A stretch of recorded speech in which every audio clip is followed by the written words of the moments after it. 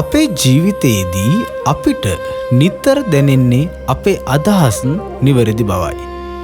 අපිට අන් අයගේ උපදෙස් වලට සවන් දීමට අපහසුයි. අපි කීකරුකම සලකන්නේ දුර්වලකමක් ලෙසයි. නමුත් සෙන්දහම අනුව සැබෑ කීකරුකම යනු කවුරුන් හෝ කියන දේ කිරීම නොව. ඔබේ තෝරාගත් ගුරුවරයාගේ ප්‍රතිඥාව කෙරෙහි පූර්ණ විශ්වාසය තැබීමයි. එයින් අදහස් කරන්නේ අපේ පටු අදහස් පසෙක තබා විශාල දැක්මක් ඇති පුජ්‍යලයකුගේ මඟ පෙන්වීම ප්‍රශ්න කිරීමකින් තොරව පිළිගැලීමට ඇති කැමැත්තයි. අද මේ කතාවෙන් අපි ඉගෙන ගනිමු අභ්‍යන්තර විශ්වාසය තුලින් සැබෑ කීකරුකමේ ශක්තිය ලබාගන්නේ කෙසේද කියා. බොහෝ කලකට පෙර කඳුකරේ පිහිටි සෙන් ආරාමයක හරුකි නම් තරුණ භික්ෂුවක් සිටියා. හරුකි ඉතාමත් තාර්කික වුණා. ඔහුට කිසියම් උපදෙසක් ලැබුණොත් ඔහු මුලින්ම ප්‍රශ්න කළා.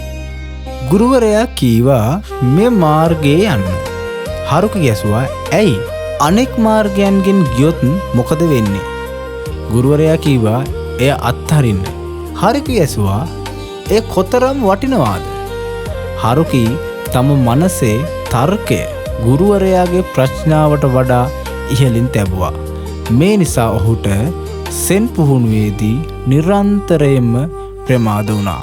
ඔහුගේ ජීවිතයේ ගමන නිරන්තරයෙන්ම ආරවුල් වලින් පිරී තිබුණා.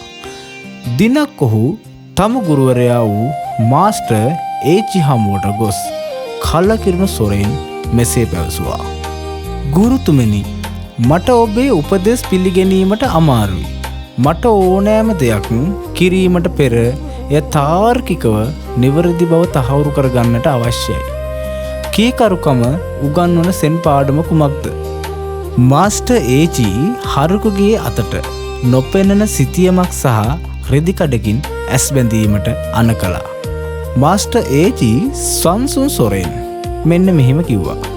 හරුකි, අපි අවබෝධයේ නිධානය වෙත ගමන් කරමු. ඔබගේ ඇස් බැඳ ඇති බැවින් ඔබ කළ යුත්තේ මාර්ගයේ සිතියම ගැන ප්‍රශ්න නොකර මාගේ උපදෙස් වලට පමණක් සවන් දීමයි. හරුකි ඇස් බැඳගෙන සිටියා. මුලින්ම ඔහුට බීතියක් දැනුණා. ඔහුට කිසිවක් පෙනුනේ නැහැ. මාස්ටර් ඒචි හරුකිට උපදෙස් දෙන්නට පටන් ගත්තා. දැන් දකුණට හැරෙන්න. පියවර 3ක් ඉදිරියට ගොස් වැතිරෙන්න. දැන් නැවත නැගිටින්න. පියවරක් පසුපසට යන්න. හරුකිට මේ උපදෙස් කිසිසේත්ම තේරුනේ නැහැ. ඔහු සිතුවා ඇයි මම බිම වැතිරෙන්නේ? මේක මෝඩ වැඩක්. මාර්ගයේ කෙලින් යන්න තිබුණානේ. ඔහුගේ තර්ක ශක්තිය සහ විමර්ශනය ඔහුට කීවේ උපදෙස් වැරදි. ගුරුවරයා මේ මාව විහිළුවකට ලක් කරනවා. කෙසේ හෝ හරුකි තර්ක කළත් උපදේශන වලට කීකරු වුණා. මාස්ටර් ඒචිගේ හඬ කෙරෙහි නොසැලෙන විශ්වාසයක් තිබුණා. මිනිත්තු 20ක ගමනකින් පසු මාස්ටර් ඒචි හරුකිව නැවැත්තුවා. මාස්ටර් ඒචි ඇසුවා දැන් හරුකි ඔබේ ඇස් බැඳ ඇති රෙදි කඩ ඉවත් කරන්න. හරුකි රෙදි කඩ ඉවත් කළා. ඔහු සිටියේ අතිශය සුන්දර සහ සාමකාමී වූ කුඩා දිය ඇල්ලක් අසල. ආරාමේ සැඟවුණු නිස්කලංකම ස්ථානයයි. මාස්ටර් ඒචි කිව්වා හරුකි, ඔබ ගමන් කළේ සිතියමක් මත යයි සිතන්න. ඔබ සිතියම වූයේ මාගේ වචනයයි. මගේ වචන තාර්කික නොවන බව ඔබට සිතුනේ ඇයි? ගුරුතුමනි, මම මුළු මාර්ගයම එකවර බැලීමට උත්සාහ කළා. මම සිතියමේ අවසානය ගැන සිතා දැන් තිබෙන පියවරේ ඇති උපදෙස් ප්‍රශ්න කළා. මාස්ටර් ඒචි කිව්වා කීකරුකම යනු එයයි. ඔබ මුළු මාර්ගයම එකවර දකින්නට උත්සාහ කරනවා.